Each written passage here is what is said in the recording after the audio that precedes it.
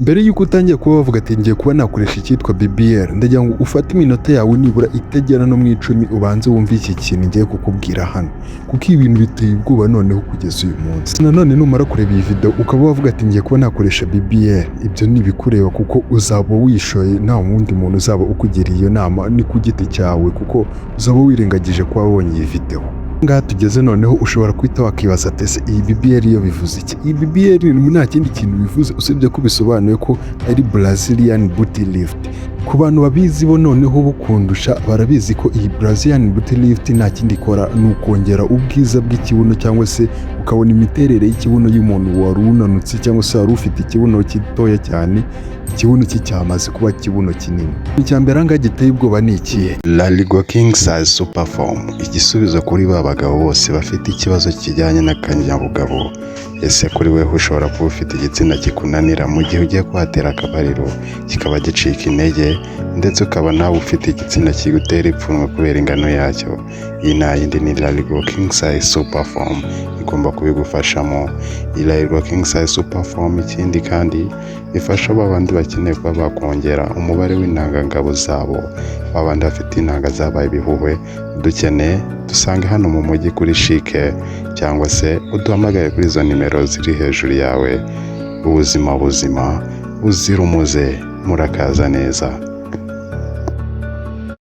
Ikintu cya mbere giteye ubwoba ni uko ibi ni ibintu byitwa cosmetic surgery, bitandukanye noneho n'ibyitwa medical surgery, kuko ahangaha cosmetic surgery aba ari ukukubaga noneho hagamijwe kuba hakongerwa ibice by'umubiri byawe runaka kugira ngo ubwiza bwawe babashe kuba babumaintaininga bugaragare neza mu bantu. Naho ubundi cyitwa medical surgery ho ni hahandi bakubaga bagamije kuba bavura indwara runaka iri mu mubiri wawe kugira ngo ubashe kuba wakira iyo ndwara. Aho ngaho noneho uri kumva ko nta kintu byakugeraho ku mubiri wawe, kubera ko bari kuba bakura mu mubiri wawe ikintu runaka kiri toxic cyangwa se ikintu kibi kugira ngo umubiri wawe ubashe kuba wamera neza, bitandukanye noneho na ya cosmetic surgery. Ya BBL igiye kuba yatangira kuba yakorwa, dore ikintu ahangaha bakora bafata none ibinure bigiye biturutse mu bice byawe by'umubiri bigiye bitandukanye, harimo nko ku nda, ku matako, mu mugongo ndetse no ku maboko.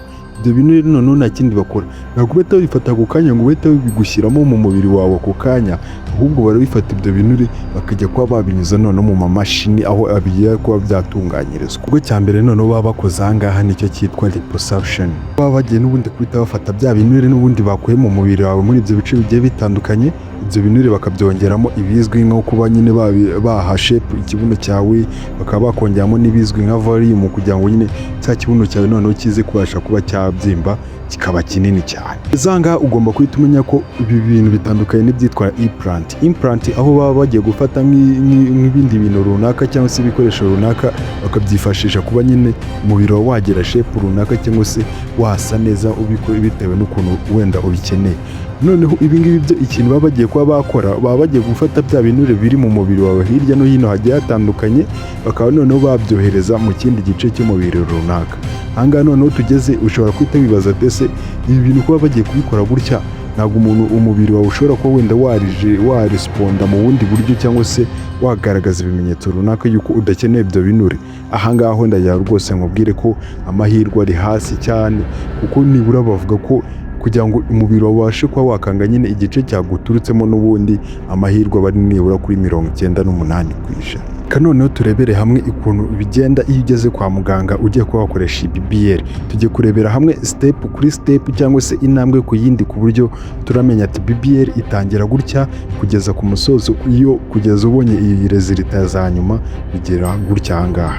Kugira ngo ubwe ati ikintu cya mbere ahangaha iyo kigera kwa muganga ikintu bakora none cyitwa anesthesia. Ahangaha none anesthesia cyangwa se general anesthesia baba bakoze ni hahandi noneho bafata umubiri wawe bakawusinziriza kugira ngo utaza kuba wakumva ububabare ubwo ari bwo bwose mu gihe baraba barimo kukubaga.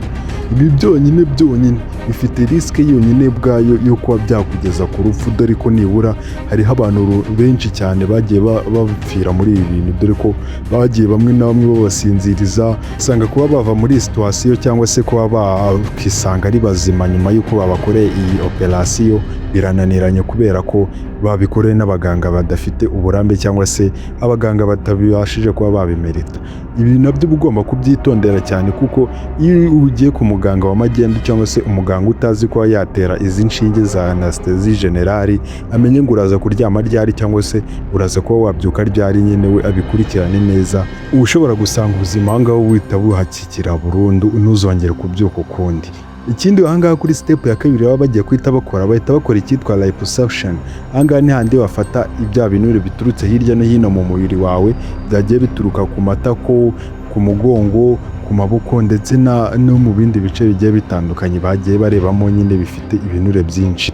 Aha ngaha bakoresha utuntu twitwa amatube cyangwa se amakanala, dore ko nyine izi ngizi arizo tube zifashishwa mu kuba zakuramo amazi mu mubiri cyangwa se ibinure nk'uku nguku, ko babasha kuba babyohereza hirya no hino mu mubiri wawe kugira ngo babashe kuba babikoresha ka kazi noneho uko bakeneye kuba babikoreshamo. Ushobora kumva iyi liposuction ukagira ngo n'ubundi liposuction ni igikorwa cyoroheje cyane, ahubwo iki gikorwa ukuntu kiba kimeze bahita batangira guca udusebe hirya no hino ku mubiri wawe cyangwa cyane ku gice cyerekeye ku nda, dore ko ariho bakura ibinure byinshi.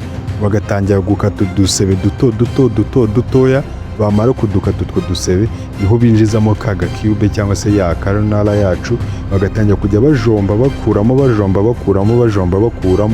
Ibi byonyine byo bifite ingaruka nazo zihambaye cyane ku mubiri wawe. Uburyo bwa gatatu noneho bakoresha aha ngaha nta kindi kintu baba bagiye guhita bakora nyuma yo gukusanya bya binure byagiye bituruka hirya no hino mu mubiri wawe, bahita babifata noneho bakajya kubikorera icyo twita processing. Iyi processing nta kindi kiba kigiye kubaho usibye ko nyine bafata ya maraso yawe cyangwa se bya binure byawe bakabasha kuba babitandukanya n'amaraso, bakabitandukanya n'ayandi amazi nayo yagiye aturukamo n'ubundi yagiye azana n'ibyo binure nayo aba mu mubiri wawe, ndetse babitandukanya n'ibindi bintu byinshi cyane ku buryo hasigara bya binure byonyine bakeneye biraza kuba byakwinjizamo hahandi hasi ku kibuno cyawe. Step ya nyuma bakora aha ngaha ari nayo ya kane, ikintu bakora aha ngaha bakora icyo twita injection. Baba bagiye kuba bafata noneho bya binure bagiye bakusanya byaturutse hirya no hino mu bice byawe by'umubiri, bakaza noneho kuba babishyira muri cya gice noneho bifuza cyo ku kibuno. Aha ngaha ikintu bakora noneho kugira ngo cya kibuno cyawe kibe gisa neza kigaragara neza, ntabwo bahita bafata bya bishinge byabo nyine bashyizemo biriya binure byaturutse hirya no hino ngo bahita bapfa gutera uko babonye, ntabwo ariko bigenda. Ahubwo bafata ibice ku kibuno cyawe bakagenda bashushanyaho icyo twita layers cyangwa se ibyiciro by'ukuntu baraza kuguteramo bya binure mu mubiri wawe. Hanyuma ubundi iyo bamakimara kugukora ibyo bintu bagenda batera bya binure byawe mu layers mu byiciro bigiye bitandukanye. No handi usanga hari umuntu wakoresheje BBL ugasanga afite ikibuno kiforomye nk'igisabo nk'uko mujya mubyita, cyangwa se ugasanga ubundi niwe afite ikibuno kiforomye nk'ari square, ku buryo nyine ikibuno cye nyine kiraza kuba kimeze neza cyane. Iyo rero ubikuruye n'umuntu wabihuguriwe cyangwa se ubizi ubifite ububasha, aha ngaha niho handi usanga n'ubundi iyi process yawe yagenze neza cyane. Nyuma y'uko rero izi step zose zirangiye, ikintu kiba kigiye kuba cyakurikiraho ni ukuba noneho wakurikira umurongo baguhaye abaganga bawe kugira ngo uzabashe kuba wakira.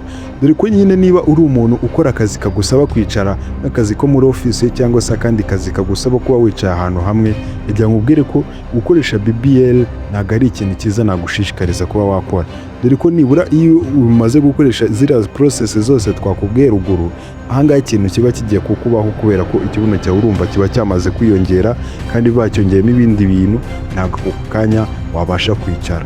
Dore ko ikintu kikubaho noneho muri ako kanya baba bagiye kukubwira ati uzamara nyuma y'ibyumweru 8 cyangwa se 9 nibwo uzatangira kujya wicara hasi nk'ibisanzwe. Ubwo bivuze ko ugiye kumara amezi 2 cyangwa se arengaho utongeye kwicaza ikibuno cyawe. Dore ko nyine ubusanga niba ugiye kujya ahantu runaka uri bugende wunamye cyangwa se bikagusaba ko uraza nibura kuba uryamye gusa nta kindi kintu ukora. Rero niba wumva ukora akazi k'ibiraka kagusaba yuko utakicaraho n'umunsi wa rimwe, ntago BBL ari iyawe. Niba ukora akazi kagusaba guhora nyine wewe uhari wicaye, ntago BBL ari iyawe, icara utuze. Nibura bakubwira ko guhera kuri 80% cyangwa se 60% kugira ngo ibintu muganga yakubwiye bibashe kuba byakora cyangwa se cya kibuno cya kiforomye nk'uko ubyifuza. Bisaba ko wewe uraza gukurikiza aya mategeko muganga aba yaguhaye yo gukomeza uryamye cyangwa se nibura ibintu byose ukoze ukirinda kuba wakicaraho n'umunsi warimo kugira ngo umubiri wawe ubashe kuba wasubira kuri forume. Ikindi kandi nkubwira ko muri izi process zose baba bakoze, ikintu cya mbere giteye ubwoba cyangwa se gifite risque ziteye ubwoba cyane ni igihe barimo kuba bakora iriya injection bari kuba bashyiramo bya binure mu mubiri wawe. Ise wibaza ati ese ibi bintu biteye ikibazo gute? Ibi bintu biteye ikibazo kubera ko mu kibuno habamo imitsi myinshi cyane kandi minini, harimo imitsi yerekeza ku bihaha, indi ikerekeza ku mutima. Ibi ngibi rero bishobora kuba byagutera ikibazo cyo kuba wagira fat embolism mu gihe umuntu uri kuba yagutera bya binure mu mubiri wawe akoze ikosa ritoya cyane ryo kuba hari ikinure cyangwa se yateye rwa rushinge kuri wa mutsi werekeza ku mutima. Dore ko ibi ngibi bishobora guhita bituma umutsi wawe uvura cyangwa se umutsi wawe ukifunga burundu, ari nabyo bishobora kuba byakugeza ku rupfu urebye nabi. Abantu benshi rero bakora ibi bintu bya BBL bavuga ati reka dukorere hejuru kuri kariya ko hejuru ko ku kibuno, aba rero dutera izi fatsi kugira ngo tutaza kubasha kwinjiramo imbere, ariko n'ubundi birangira abenshi bagezemo imbere kuko ubu usanga nubwo bari kuba bakora iyi BBL gutya ntabwo baba bari kuba bakoresha nk'imashini ngo barebe mu kibuno ati se tugeze kuri raya kangahe twinjizamo urushinge, ntabwo baba bari kuba bahareba. Ibi byose nkubwiye bikaba byatuma habaho cya kibazo cya fat embolism. Aha ngaha ni ari byo bishobora gutuma umubiri wawe cyangwa se ya mitsi yifunga, ugasanga umutima wawe urahagaze, urekeye kuba wakora, ubuzima bwawe bwose buhagenda. Usanga abenshi bahita bavuga ati nzajya ku muganga wizewe cyangwa se umuganga wabyize uwabihuguriwe neza ubizi. Gusa nkubwire ko byose ni kimwe kubera ko n'ubundi uwo muganga nawe wabyize w'umuprofesiyoneri wumva nawe ntabwo agira imashini ibasha kuba yareba mu kibuno atese tugeze kuri rero kangahe nibura tubinjizamo urushinge mu mubiri w'umuntu. Ibi ngibi noneho ubwabyo bihita bikwereka ukuntu iyi process cyangwa se ubu buryo bwa BBL ari bwo buryo bwa mbere bubaho cyangwa se ariyo surgery ya mbere ibaho iteye ubwoba ku buryo nyine aba arimo gusheta ubuzima bwawe. Dore ko nibura bakubwira ko mu bantu 3,000 bakorewe iyi surgery bose nibura umwe muri bo ababashije ko abo nibura yakicwa n'indwara ya fat embolism. Iyi ndwara noneho dore ko nyine yo ikunda benshi cyane kuba yabica. Gusa benshi niyo tubivuze gutyo ntabwo uhita ubyumva ko nyine uwo nawe ushobora kuba umwe muri babandi 3,000 nyine bakorewe surgery. Gusa iyo kenshi tuvuze ati nibura ngwino tuguhereze itike ijya muri Paris kugira wumve agaciro kiriya wani cyangwa se kariya rimwe mu 3,000. Gusa iyo tukubwiye ati ngwino tuguhereze amahirwe yo kuba wajya i Paris urakora iki kintu iki n'iki, uraza kuba uri umwe mu bantu 3,000. Ndabizi ko benshi ukora uvuga ati wabona ari weho nyine umwe muri abo bantu 3,000. Ngayibaze noneho muri abo bantu 3,000 noneho bashobora kuba bapfira muri iyo BBL, ubaye ari weho none wa muntu umwe muri abo bantu 3,000 bashobora kuba bahapfira. Se reka tugaruke gatoya mu buzima busanzwe ukuntu bigenda. Dore ko nyine iyi BBL akenshi ikunzwe gukoreshwa n'abantu bo muri bihugu byo muri Brazil no mu bindi bihugu bigiye bitandukanye. Dore ko noneho byageze n'inanga muri Afurika, dore ko igihugu cyane cya Nigeria ariho abantu benshi basigaye bajya kubikoreshereza. Dore ko nyine mwagiye mubibona nk'abakobwa bamwe na bamwe ba hano mu Rwanda bagiye bagaragara ati bagiye kuba bakoresha ikibuno cyabo bajyana za Nigeria kubikoresha. Gusa mwumve risk iri hano iteye ubwoba. Muri iki gihugu cya Nigeria kubera ukuntu abantu bakora izi BBL bamaze kuba benshi cyane, usanga dore ko abenshi bari kuba bakora izi BBL badafite impamyabumenyi zibashije kuba nyine zabemera gukora ibi bintu. Abenshi babikora ari magendu, bashobora kuba batiye izo certificate zibemera kuba bakora ibyo bintu, cyangwa se ugasanga izo certificate nazo nizo bagiye bacurisha hirya no hino, cyangwa se ugasanga ibitaro nanone bari kuba bakoramo iyo BBL idafite na emergency ku buryo nyine bashobora kuba bakemura ikibazo cyaramuka kibaye nyuma y'uko bagukoreye iyo BBL. Ko bakubwira ko nibura ibitaro kugira ngo bibashe kuba byagira emergency room cyangwa se icyumba cyita ku barwayi b'indembe, nuko nyine bigomba kuba bifite nibura ibi bintu bikurikira: kuba bafite ubushobozi nibura bwo kuba nyine batanga amaraso cyangwa se bakuguranira amaraso bakaguhereza ayandi maraso runaka, cyangwa se bagakora icyo bita transfusion, aho baraza gufata amaraso yawe n'ubundi bakaza kuba n'ubundi ariyo bakomeza bagutera mu gihe bategereje ko uraza kumererwa neza. Ikindi kandi bagomba kuba nibura bafite itsinda ry'abaganga ndetse n'abaforomo biteguye kuba bajya gutabara aho umurwayi amerewe nabi yenda gupfa, aho byageze kure cyane. bityo rero ndagira ngo mubwire ko uba ugomba kwitondera ibitaro byose nyine biri kuvuga ati bikora BBL, dore ko cyane cyane ibitaro byinshi biba bikubwira ko bakora BBL ku mafaranga makeya, dore ko uba usanga n'ubundi ibyo bitaro byinshi muri byo biba bidafite ubu bushobozi bwo kuba bwakakira aba barwayi mu gihe bagize ibibazo biteye ubwoba cyane. Noneho ndagira ngo mubwire ko ibi bihugu byinshi cyane byo muri Afurika, dore ko ariko byinshi bigiye bimeze, cyane cyane ubwo tuvuze nk'iki gihugu cyo muri Nigeria, dore ko iki cyinshi aricyo abaturage benshi cyane bakunda kuba baganamo bagiye kuba bakoresha izo BBL ku mafaranga make cyane. Bityo ndagira ngo mubwire ati jya uba maso mu gihe ugiye kuba wakoresha BBL, kandi cyane cyane uwitonde cyane kuko ntabwo iyi ngiyi ari surgery nk'izindi zose uko usanzwe uzizi.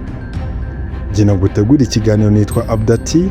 Niba uri mushyashya kuri muyoboro wa YouTube channel yanyu, ndagira ngo mubwire ati reba hasi handitse subscribe, ukandeho ukande no kukazogera kugira ngo uzajye ubasha kubona ibindi biganiro byiza cyane, izindi documentaire nziza nk'izi ngizi. Kandi nawe niba ufite ikindi kintu wumva twazakubwiraho muri zindi video z'ubutaha, ndagira ngo mubwire ati reba hasi muri comment nawe utubwire ati ukeneye ko uzatubwira kuri iki kintu.